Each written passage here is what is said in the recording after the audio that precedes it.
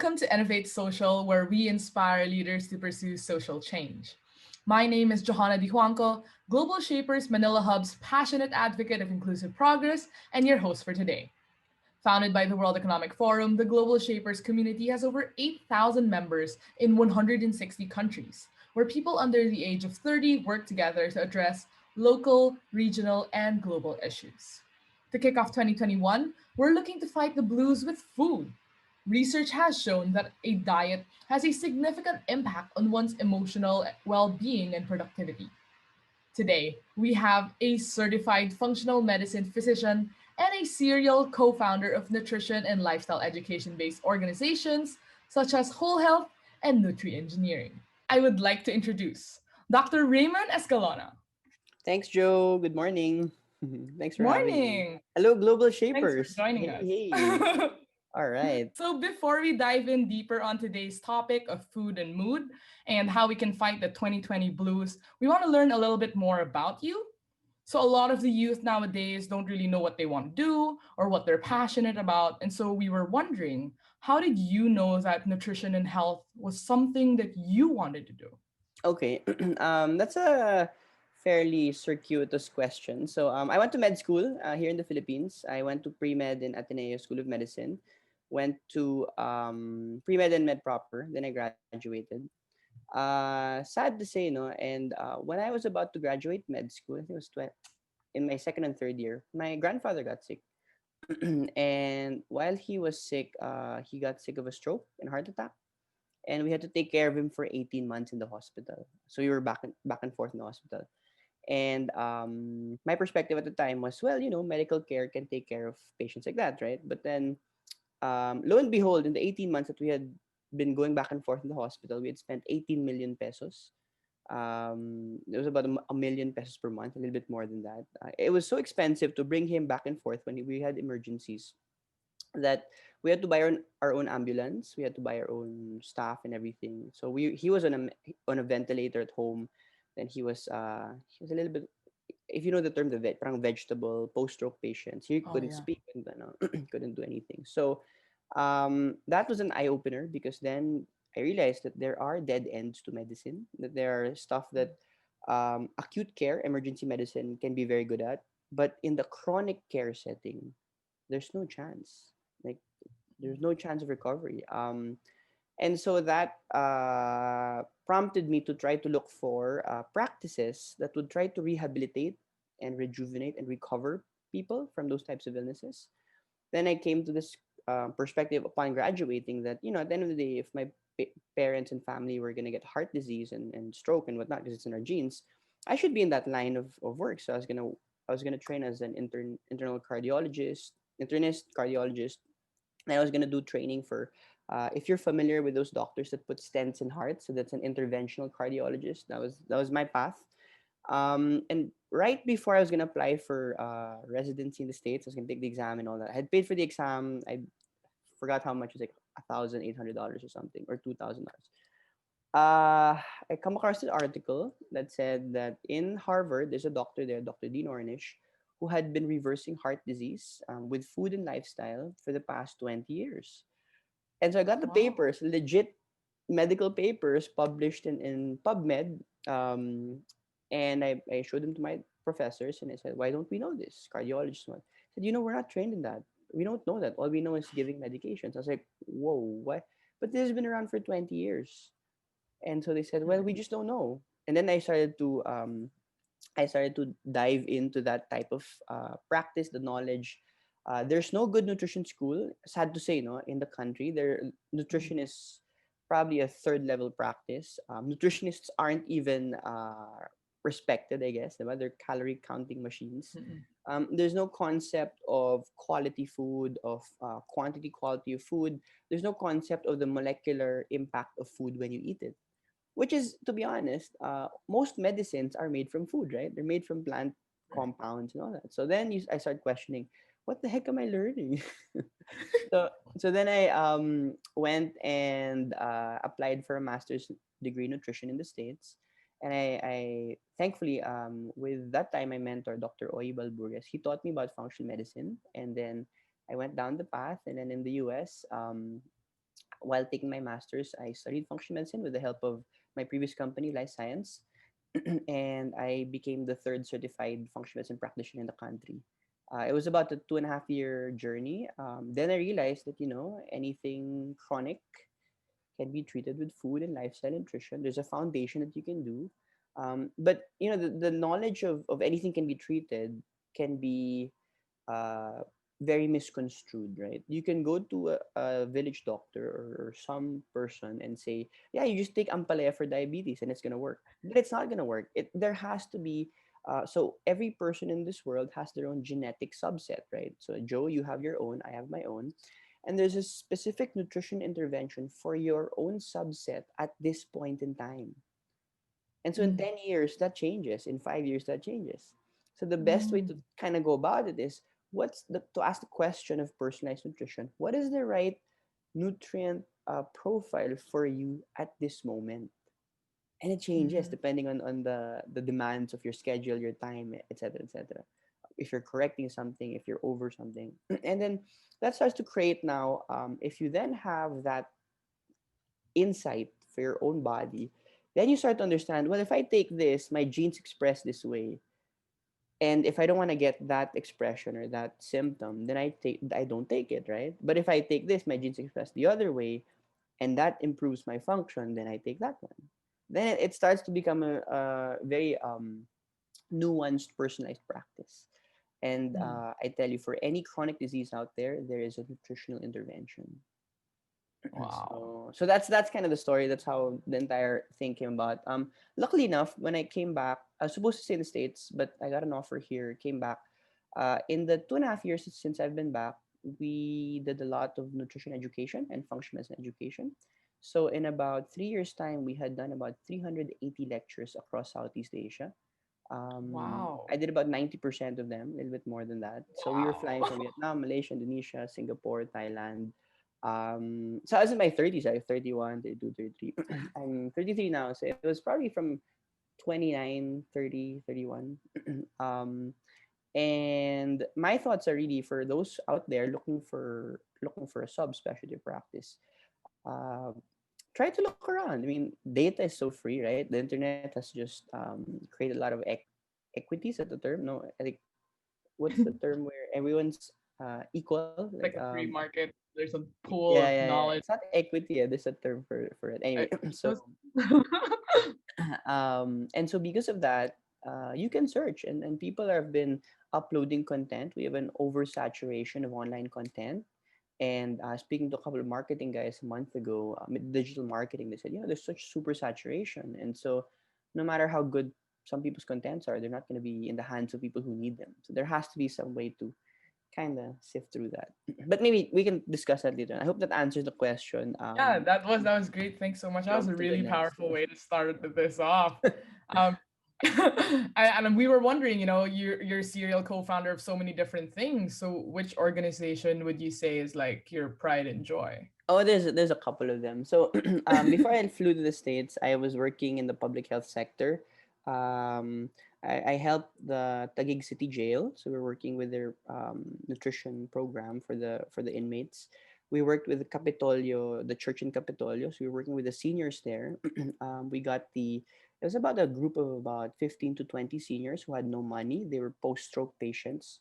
Their sugars were at 300 with no money to buy medicines. So we had the perfect I wouldn't say lab rats, but they were willing naman, no? So they were the perfect I guess cohort and subset to test out food as medicine locally. And then we worked with a community in Batangas. It's a low income community there where we started to profile nutrition for the barangay health workers and to try to teach them how to eat better. So in all of those though, my pride and joy is the company we've been running for 4 years now. I think it's called Nutrigeneering. It's a nutrition solutions company. Basically, companies go up to us and say, "We want to do something on lifestyle. Well, what can we do?" And then we just problem solve for them. Given an HR, we talk to the HR, we talk to finance, whatever, and we start to profile patients. And then from the profiling, oh, this is what you need. We can put in a yoga plan here. We can do a nutrition plan here. But it's done in a way where there's a lot of education prior to interventions, right? So you can always tell the company HR that Well, if you feed them healthy food, you'll be okay. But the question is, how will they utilize, how will they do the healthy food, right? So there's supposed to be a step up way of kind of helping them. Nutrigeneering also, we've used it as a company to start to pull in interventions for autism spectrum disorder, which we know is a pretty tough disease to treat. That's one of my ano kasi, subspecialties. I treat functional medicine for the brain, or practice that for the brain. The other one that we had done, so Nutrigenix one, the other one is our clinic, so Whole Health. We just registered that. That does a lot of patient education, but mostly it's for the practice of functional medicine. Those are the two, kind of the two babies that we've done. Going back to the Nutrigeneering, the other one we've done is to start to craft and audit recipes for different restaurants and entities. We had audited, probably now we've audited more than 300 recipes since we started that project. So companies say, we're healthy, and we're saying, are you really healthy? And then they send us a recipe. We audit them for a fee, and we do an entire evaluation from quantitative assessment, qualitative assessment, and how the ingredients mix together and how you cook it. And so we come out with this scorecard, and then the scorecard just tells them, it fails or it passes. And then here are our all of our scientific references to prove that it passes or that it fails. And then they start to edit their menu. So for us, it's our way to empower, because there's not a lot of companies doing nutrition solutions, right? I mean, how, Right. who Right. are they? There's no that does that work. And that's what we're trying to build up into. That's really exciting and really great and relieving rather to hear that there's actually these things happening. And I think like problem is like there's always that lack of, or maybe because of like what you said, there's that oversaturation of information out there Yeah. right now in our economy, so that it's information overload, and so a lot of people don't really know what's important now, and it's so different to differentiate that. All Mm-mm. right, but thanks so much for sharing. So maybe now we can jump into our main topic of the day, and so we can dive in a little bit deeper and find out a little bit more about and kind of understand how exactly does this work, right? So how Mhm. exactly does food and mood work? How are they related, or whether or not it's possible to actually fight the blues with food? Okay. And so you know how Mhm. 2020 has been a rather difficult year for many of us, where a lot of plans may have been canceled or postponed until further notice. Mhm. So this uncertainty has made it difficult for people to plan, and it has significantly impacted a lot of people's mood and energy levels. And then now it's 2021, but the situation is most likely not going to change or go away anytime soon. And Mhm. if anything, the only thing that's certain is that uncertainty is here to stay. So here's what we're really curious about. A research by a nonprofit organization called PCRM in Washington, D.C. has showed that a plant based diet has led to a significantly reduced feelings of depression, anxiety, and fatigue. Mhm. So we're curious, right? Is there really a way to boost mood levels based on what you eat? Mhm. So let's dissect that entire problem. No, first we have to dissect what really is anxiety, what are mood disorders, to be able to understand if food can have an impact on that. So normally, when a person is anxious or they get stressed, there it's a natural response of the body to a situation where you feel like your system, the body feels like it's in danger, right? So there are many ways to explain that. How it was explained to me when I was practicing, when I was training in functional medicine, was imagine we put you, Joe, in the middle of Mindanao, or we put you in the middle of a desert or a forest in maybe in Africa. Then there's this tiger or a lion or whatever predator right in front of you, and he's about to chase you. What's the natural body response to threat, right? Your heart rate's gonna go up, right? Or maybe you have an answer to that. What would you do, right? Uh, Run. yeah, exactly. You'd run. To be able to run, though, you need energy. To be able to run, your heart rate has to be more powerful. To be able to run, your blood vessels to the organ systems that you have that you don't need at that point should constrict to bring more blood to the areas that you need it, right? So it's a pretty scientific way of looking at it. So you cut off blood supply to your gut, you cut off blood supply to your ovaries, maybe you don't need to reproduce, you don't need to digest, cut off blood supply to the other organs. As you do that, your adrenal glands, which are sitting on top of your kidney, start to secrete cortisol.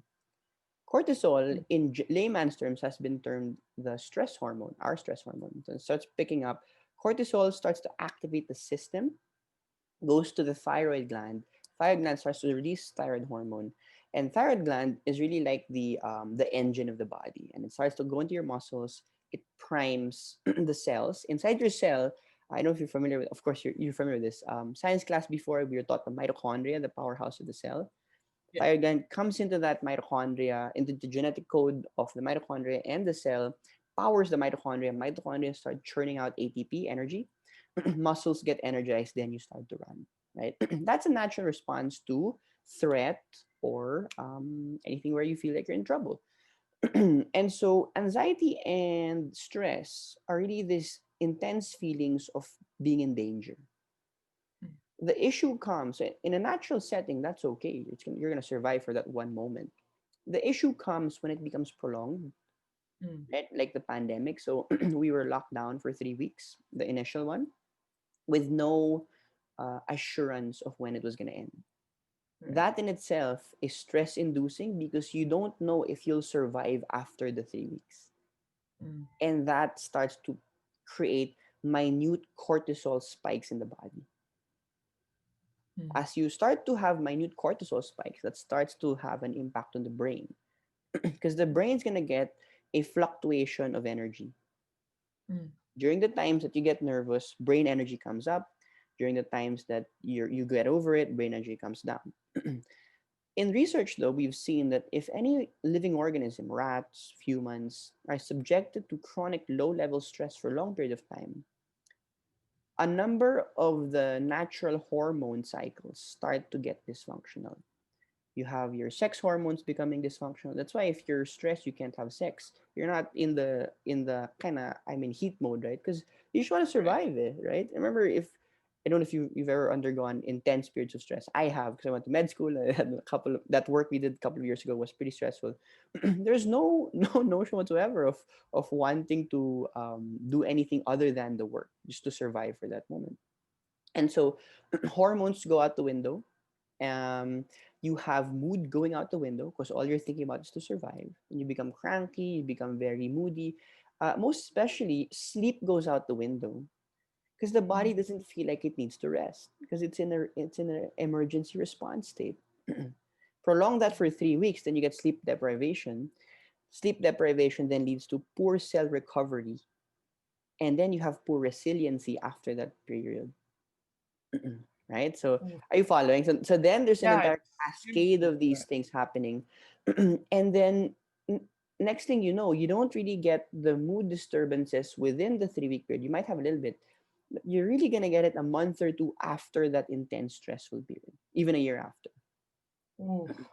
Right? So if that happened in March, we were seeing an uptick of anxiety, depression, manic behaviors sometime in April, May, and June, all the way to August. Because the body then, at that time that it had to survive, did survive, but it started to borrow from its future nutritional self or its future self, and the cellular recovery didn't start, wasn't optimal at that point. Making sense so far, my Yeah, explanation. Okay, definitely. good. And so now, if that's what anxiety really is, and that's what mood disorders are, it's inflammation in the brain, chronic stress, you're depleting nutritional sources from the brain, then nutritional interventions, lifestyle interventions would definitely have an impact, right? Because fundamentally, that's what the brain needs on a daily basis. So if we take two people trying to respond to the intense stress situation, one person is feeding his brain with stable blood sugar, good healthy fats. You have phytonutrients that start to reduce toxin load. You're clearing toxins effectively, as opposed to a person flooding the brain with sugar, flooding the brain with toxins, flooding the brain with foods that they can't digest. Which person would survive better? Obviously, the person not flooding the brain with inflammation. And Mm, so it allows the brain then to recover. It allows the brain to replenish. And it's been debunked that the brain does have the capacity to regrow and to reconnect at any age. And so if chronic stress starts to reduce brain connections and brain mm, function, as you start to provide a better lifestyle, good oxygenation status, good iron status, stable blood sugar, stable protein, healthy fats, then you start to do activities like meditation, you're exercising, that starts to pick up a hormone in the brain called BDNF, brain derived neurotrophic factor. And that's like miracle grow for the brain. It starts to pick up where it left off, it starts to recover from the damage. And so then you have a scale, right? Where are you in this brain scale? Are you improving and reconnecting, or are you debilitating and pruning? Then it becomes a more simple equation. So I think I can stop there. I think to your face, you have a couple of questions. I think. I've been uh, holding it in. Yes, that was really insightful, right? I mean, I thanks so much for breaking that down for us because there was apparently a lot of things going on there that we didn't know about. And then mm, so if this whole cascade of events, this whole series of events is going on, right? So um then how would we kind of like alleviate that with food? Is that possible? yeah, most definitely, and we do it all the time.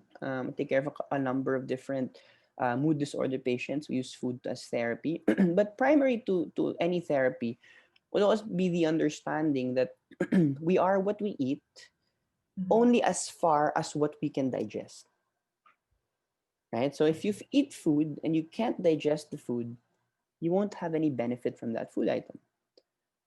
So what is the basic process of digestion? Let's say I haven't had breakfast today. I'm fasting a little bit. I might eat at mga 9:30. But let's say I had my breakfast was oatmeal and milk. I can't digest dairy. I'm genetically incapable of that. I had my gene test done.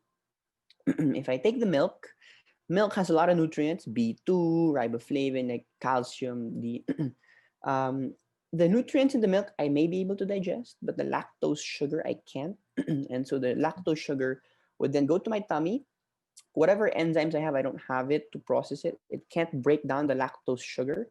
So what happens is it starts to sit in my tummy without being digested.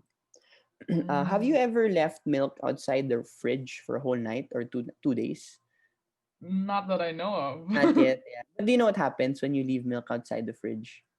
I'm assuming it becomes spoiled. Yep, exactly. Why does it become spoiled? Because would you know the reason?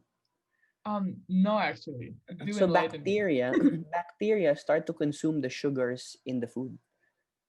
Whenever you Mm, ferment food, it's bacteria eating the sugars, and then the bacteria start to grow more and more and more and more. So if you then consume a food item that you can't digest, goes to your tummy, what happens to it? Bacteria start to consume it. As the bacteria mm, consume it, there are certain strains of bacteria that go up in number that shouldn't be at that level, and that starts to cause gas, bloating, different symptoms. So, in the perspective of digestion, if you can't digest food, bacteria will ferment it. And if the bacterial strains become more than what you're capable of handling, your immune system starts to activate to fight those bacterial strains. Then you're inflamed the moment you eat the food, a couple of days after. That's the root cause, or that's kind of the explanation where food sensitivities come in. It's not really that you're sensitive to food, it's that you're not digesting it properly. And so how does that impact mood? Remember I mentioned you're only as good as the food that you're able to digest. So if you start consuming foods that you can't digest, mm. start to load your intestinal tract with food components that are difficult to digest and start to ferment. As they start to ferment, you create inflammation. Inflammation in the gut start leads to inflammation in the entire body. It can lead to inflammation in the brain, and it can propel poor digestion. So, what's the Ah, start normally of how we work with patients? We do a comprehensive elimination diet. Um, it's a food plan where you're consuming chicken and fish, fruits and vegetables for 21 days. After 21 days, you put back the foods one at a time. Put back beef, put back pork, you put back corn, soy, gluten, dairy, and you try to see if you're having response to it. The therapeutic advantage is when you do the 3 week elimination diet, you repair the gut lining 3 times. Every 7 to 10 days, your gut lining will repair. Microbes will start to die out because they don't have food. but the Mm, microbes that love fruits and vegetables will start to grow, and you start to foster the right ecology. Research has shown the past 10, 15 years that the molecules that the bacteria create directly impact food mood that we have, because 90% of the brain chemicals are created in our intestinal tract by the bacteria. So then there's this entire black box of what's the bacteria in each person who has a mood disorder, and mm. are they feeding them the right food, or are they growing the wrong types of bacteria, therefore leading to brain inflammation, changing their mood. So there's a couple of ways to treat that. I have been very fortunate to run a lot of what we call microbiome tests in the country. So probably I've run more than 400. I think I'm the most one of the most locally that have run and tested stool to look at all the microbes inside. We test for fungi, viruses, parasites, microbes. In my patients with mood disorders, bipolar, depression, we always see that the microbiome profile is dysfunctional. Mm. There are more infectious bacteria than there are beneficial, healthy bacteria. And so we try to starve them out by feeding them food that the infectious bacteria don't like, or we use antimicrobials, natural or pharmaceutical, to try to reduce the numbers of these bacteria. Because the moment the bacteria are there, it's very difficult to kill them unless you do something drastic with your diet or you use certain agents. And of course, with bacteria there, then you can't have good brain function because they're gonna create inflammation every day. Okay. We So went down the sorry, we went down the rabbit hole. yeah, no, I mean that was I great. That hope was that great. I I mean, hope I that think makes sense. this is really good. I mean, it just got me thinking. We have so many. I have so many questions now, and we might go a little over time. I hope not.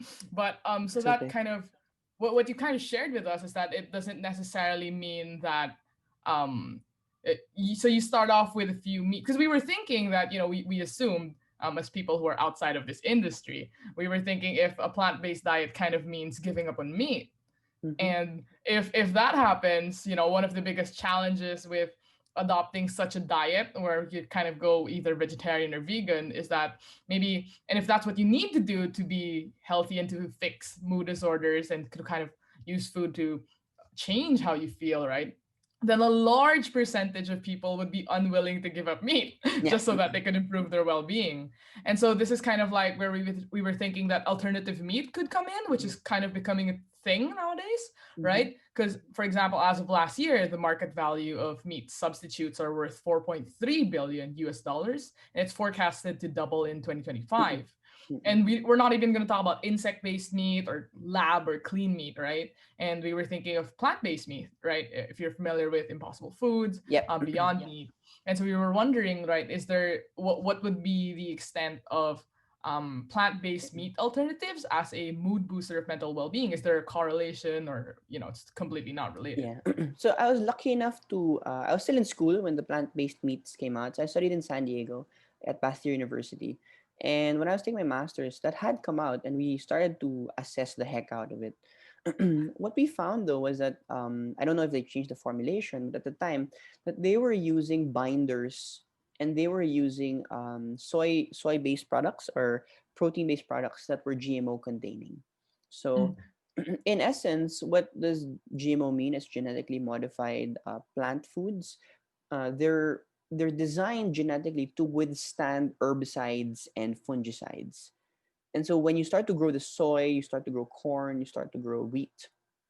If they're GMO variety, they can crop dust the entire plantation without killing the product itself. And so what we see is whatever that the chemical they're using is normally glyphosate, starts to seep into the leaves of the plant, starts to change the DNA, and then that is something that we start to respond to in the long run. mm, So in terms of the composition, the idea of having substitute meats is always good. However, they have to be very particular as well with the sourcing, because you're only as good as how the food has been grown as well, as opposed to just as good as what the food you eat is, right? So it also has to deal with soil quality. It has to deal with the way it was farmed and the way it mm, was processed and transported into your plate. But again, for us in the nutrition field, these meat substitutes are a good step into introducing people into eating healthier. Um, but let's not forget that meat itself has nutritional value. I do have a couple of different plant-based patients who are sicker when they went plant-based, simply Mm, because they lack B12 and iron in their diet, and they lack healthy fish oils. So mm, I'll go back to when I what I mentioned when we started the conversation, this entire interview. There is one diet plan for you at this point in time, based on your lifestyle and genetics, and it will start to shift as you start to change your lifestyle and the environment that you live in. If we take, for example, this pandemic environment, I've spoken to a number of my patients, and at some point, they start getting tired of cooking. And because of that, they start ordering takeout. And takeout food then starts to have a different impact on their body, and their body mm, starts to shift with the genetic information from the takeout food. And 3, 6 months down the line, you see their body start to change. And so the question then for them would be, is it a plant based diet that they need? Maybe it's just shifting quality, reducing processed food items, increasing non-processed food items. Then do some testing, then see where they are, and then start to shift the diet slowly in the coming months. Just adding on to, I think you had mentioned it. The research was about plant-based foods and its impact on mood disorders. One of the main things that we see is that plant-based foods are very, very low in inflammatory compounds. So the body doesn't respond as much to plant-based foods as it would to charbroiled meat, as it would to processed meats like red hot dogs and the like. So eating a plant-based diet would reduce a person's inflammation right away. And mm. if the root cause of the patient's mood disorder is low-level brain inflammation, that's going to have an impact on that. Wait, so if I switch on, okay, so let's talk hypothetical terms, right? Mm-hmm. So what would, if you mentioned earlier that the nutritional value that I would be missing would just be maybe B12, iron, what if I don't have meat? Mm-hmm. And like how do we weigh the pros and cons of that, right? In Mm-hmm. terms of like whether the switch of not having meat into your diet Mm-hmm. and versus actually having that plant-based diet, right? Yeah. Mm-hmm. How would I know whether it's worth it or not? What Well, nutritional value am I missing out on when I choose not to eat a plant-based diet? well, there's a lot of well, if you don't eat a plant-based diet, then what you're thinking is you're starting to increase toxin load, because Mm, the simple, I guess, fact really is that as we grow animals on this planet, because of the air quality we have, the food we feed them, they start to accumulate toxins the moment they're born.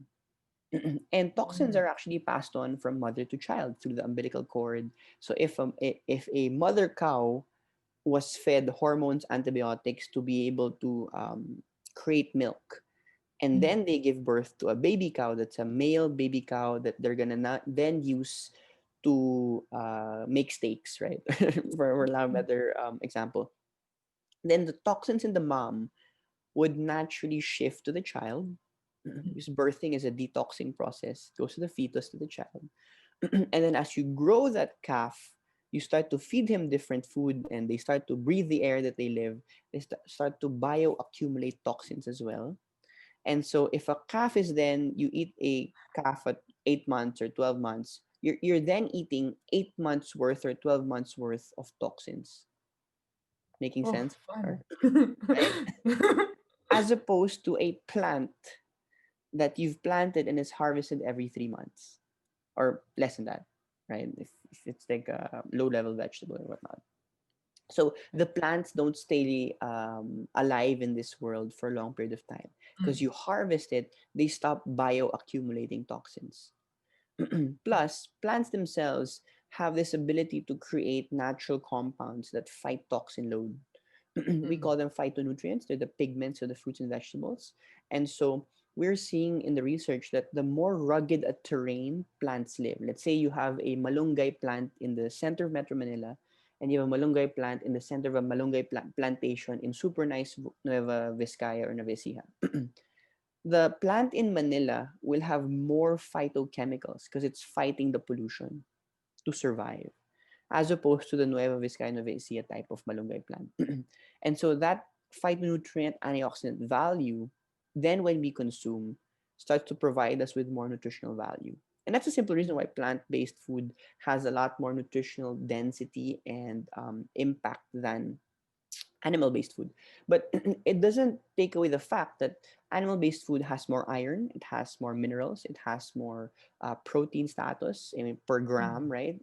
um, Right. and it has more, I guess, B12 and some of those nutrients. So the best way really is to start to test out how to do it. And if you have the luxury of what I do testing, then you won't go wrong. You have precision medicine at your fingertips. um, so normally we start off patients with the idea of what they can and can't eat, what are they sensitive to, comprehensive elimination diet to start. And then once they find out I can't do soy, I get an allergy, I can't do dairy, I get gas and bloating. They take that out for 3 months. With the food items that are remaining, they start to rotate. If they're eating meat once a day every day or twice a day every day, they're eating it every other day. We test the levels, B12 is okay, maintain the nutritional lifestyle, and then start to shift. If their work starts to shift, then we switch up, because then Right. energy demands would then shift with workload. Then you Mm. start to understand how a person starts to respond to the nutrition plan by tracking them throughout the month. So 3 months tracking, 1, 2, 3 months, 4, 5, 6 months. Within a 6 months period, you already know how the person responds to the food, because you've been tracking them. Or if a person's a little bit more insightful, they'll know how they're responding to the food. And they'll say, I really can't take this. I bloat with rice, or this type of Mm. food. Then they won't take it. And that starts to, I think that's the main way we can really save the planet and this world, the next generation, because insight is what we're lacking, sorely lacking. We really don't have any nutritional insight, or we don't have any idea of how we're responding to food, because we're so used to eating the same things every day. Yeah. And I love how you kind of brought us to that. And I love the animal analogy because it kind of makes a really great transition for my next question, Oh, which perfect. is that, yeah, because like, so hypothetically, right, if people made a full switch to plant based diets, so that could also potentially impact our ecosystem, which Yes. is something we often don't account for when we make any decision, right? And so animals, for example, are also dependent on plants. And so what are your thoughts on this kind of impact, and what do you think this could mean for our planet? I'm all for saving the planet. I'm so sad with how the masks and face shields are being done these days. Not to not do it, but I think there may be a better way. I just don't know. We're gonna see a lot of microplastics in our world. Just to Another share, problem. a couple of months ago, I had pulled out an article where they had found microplastics in the umbilical cord of a Oh my god. newborn child. It's I think I saw becoming a that. very, very intense problem, and it's just sad because we're the ones who are going to inherit the planet in our generation. And it just seems like there's no policy involved, or there's no policy to protect us from industry trying, I mean, just dumping and doing all these other things. So saving the planet, there is definitely a carbon footprint. When you start to eat more meat, there is definitely less carbon footprint when you eat more plants. But my perspective is always, you can always do both in a way that is sustainable. Um, Having being plant based doesn't mean you don't eat meat, because there are nutrients that you need. So there's always a mixture. I just don't know what type of policy will allow for that, because at the end of the day, we're fighting our corporate greed. Mm, We're against this concept that more is better, and that more mm, money is always the better option for everyone. Also, if you've watched a lot of different movies about it, there's one in HBO that came out. It's called Dark Waters. It's about the C8, or I think C7 type of compound in Teflon. Um, and so I think at some point these companies are locked into their industry, that unless mm, they commit industrial suicide, they're not going to be able to shift their business. mm. And I don't know, it just takes, I don't know what that takes, right? How do you shift that? Right, It takes a right, good president, takes a good senator, or someone to just say enough's enough. But again, at the end of the day, these people are being supported by these types of companies. They don't get into Senate or presidency without getting funding. right. So I don't know. Maybe you guys have an answer to that. I don't have an answer to that. Yeah, we kind of do, but well, it's a long discussion as well, so we'll kind of cover that in a different topic. Stay Yeah. tuned for that. my Yeah. my responsibility is still in the doctoring field, right? I'm a medical practitioner, so it's all about the education for me. I can't Mm, really shift, but if I can educate, or if we can educate as a collective, then maybe at some point, we'll see. I mean, it's not like we're not trying. We just keep educating, but I don't know. I've had a couple of different politicians as my patients, mm, uh, and a couple of other big food corporate owners. I'm not gonna say which ones, but they still haven't shifted. I mean, they've shifted in their own personal choices. They've shifted their choices to a healthier, more plant based, but their corporations don't change. yeah. Not that it's bad for them or good for us. It's just an industry, to be honest, and I can't really blame them because that's how they've made a living in this day and age. Mm, yeah, I understand. It is a big problem. That's why we have a separate session dedicated to kind of like Dedicated. tackling that Thank because it you. kind of That's affects a good. lot of different industries. We are very excited to tackle it as well. Yeah. But I think the short answer to it is that um, it's capital kind of to a certain extent because we do live in a rather capitalist society, like Mm-hmm. where money kind of takes precedence over a lot of things. And so it's not, and the misconception there is we tend to often think that the government is the only people who are responsible for making things work, but the simple answer is that we all have a part to play, and that's something we often miss out on. But yeah, going back to plant-based food, right, and plant-based diets and making that switch, right, another foreseeable problem that we see is making is the cost of it. Would you see plant-based diets becoming widely affordable and accessible here in Manila, right? How would a Filipino youth gain access to affordable and nutritious food options if he or she doesn't have maybe the time or skills to prepare complex meals? So, we've been working on that question for a couple of years now, and it's safe to say that I think that we have, I wouldn't say debunked that notion, but there have been solutions to address it. Mm. So, prior to the pandemic, there were 8 middlemen bringing food from Benguet to Metro Manila. Imagine 8 people changing hands. If you toll a kilo of cabbage, right, through 8 people, how much earnings does one person earn per kilo? Let's just say it's 5 pesos. 5 times 8 is 40 pesos. That's 40 pesos higher price to your cabbage.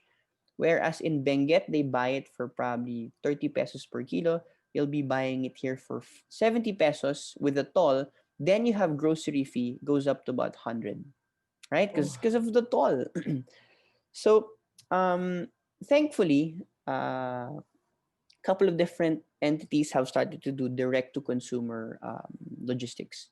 oh So yeah. instead of having 8 people, we now have some sellers do one or two exchange of hands.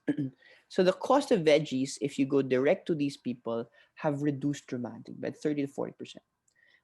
There's a head of broccoli before was about 100. If you buy it now in the grocery, it's 135 pesos per head of broccoli. If you buy it from these guys, it's 135 for 3 heads of broccoli or 4 heads of broccoli, right? Because it's so cheap in Benguet.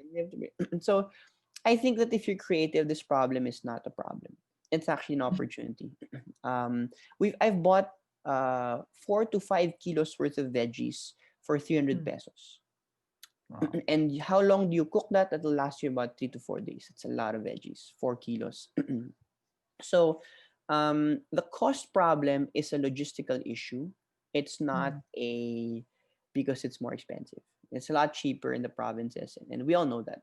So if the buyer is from province, you'll buy it's cheaper. If you're in Metro Manila, look for these sellers. So because of that, I think that it's not a. I mean, again, it's not a problem, but because of that, I think that that kind of debunks that statement that it's Right, right. more costly or whatnot. The thing though that I realize is it's not really that people think it's more costly. It's just that they've Okay. never tried it, Mm. right? They've tried it in in a way that they buy from the supermarkets. Yeah. Also, I don't know, but I think that most of these people don't cook because if you cook, Okay. then you know how long it takes to prepare a meal or prepare a certain meal. The only thing that is lengthy in cooking is chopping the food. So if you know how to chop, then you chop ahead of time, then it's ready to cook. The other thing that we've realized locally is that if low income communities start to grow their own food, it becomes cheap in the long run. You have all these plantitas. I have a couple of friends that have herb gardens in their rooms and whatnot. But growing your food is good. You can control what goes into your food. Um, Also, knowing who grows your food is the other solution to it. Mm, There are a yeah. couple of companies I think there that are growing food. You can pre-purchase from them. You can buy it from them. But the issue that we're seeing in veggies is it's such a fast-moving consumer good. It starts to spoil within a couple of days that you buy it. And so the solution would always be to have a seller who has veggies on hand, sort of like a Mm, supermarket, but kite online. Then you plan. And then for a person who wants to eat healthy, you won't be successful if you don't plan your meals on a weekly basis. Because if you don't plan, then you're just going to order the quickest thing out there. And if you do that, it most likely will be the most unhealthy thing that you can get. Because hunger will be your main driver and not the idea of nutritional value. right. Right. So I hope Okay. that helps. So it's been debunked, no? You can eat healthy for cheap, and you can, yeah, you can. It's a lot cheaper actually. Yeah, so okay, so I'm just gonna add like follow-up question to that, and due to the interest of time, that's gonna be our final question for today. Okay, yeah. So especially, let's make it a little bit more relevant to times of today. Like, because even until now, even though maybe generally lockdown is kind of lifted, Mm-hmm. technically we're still in a pandemic times. It's lockdown's kind of technically still there. It's a little ambiguous, and with all the different restrictions and limitations that come with it, right? Well, what is the easiest way to start this diet? Where would people have to go to make that switch? Where do they have to buy, and what do they have to maintain? Right. Most Mm-hmm. important, how do we keep that sustainable and in a healthy way? Okay, so parting words, I guess. If you had a mood disorder, you're struggling with some anxiety or some issue because of the pandemic, first thing you have to manage is your blood sugar. You cannot drop or have blood sugar peaks.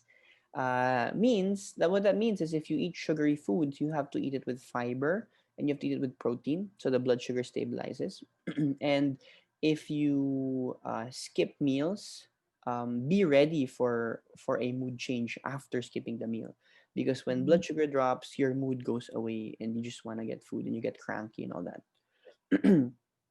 Second is I've seen that if you buy food from, and there's no not an advertising Yeah, whatever, but yeah, of course. that's where I buy. I found that if you buy from Landers, it's pretty good.